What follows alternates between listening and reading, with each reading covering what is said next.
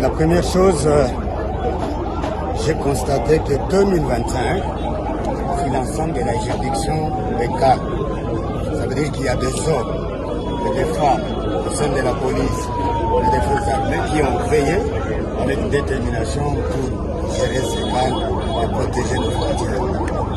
Ensuite, il était l'occasion pour moi de rappeler la mission des forces armées et de la police et de mettre toutes les unités, les soldats et les officiers en alerte pour être prêts à répondre à toute provocation d'où qu'elle vienne.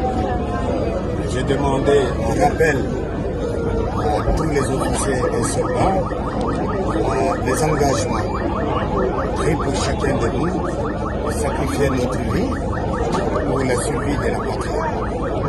Je leur ai dit que moi, comme commandant, les jours que je serai au devant de tout, au front, que personne d'entre mes collaborateurs, officiers ou soldats, aura droit de fuir. Celui qui va fuir, donc il n'a pas été avec nous, il n'est pas pour la République, il n'est pas pour les drapeaux de la patrie, il n'est pas pour la paix, pour la sécurité, c'est un traître. Et la patrie ne tolère pas et ne pardonne pas la trahison. Et enfin, je souhaitais les vœux de nouvel an et de bonne année, de Noël, à tous nos hommes. Et avec la bénédiction de l'Éternel, nous gagnerons. Nous, on ne va pas reculer.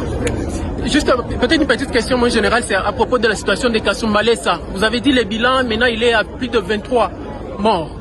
Et vous avez mis en garde même certains militaires qui seraient peut-être cités. Non, j'avais dit qu'effectivement le bilan s'élève à 23.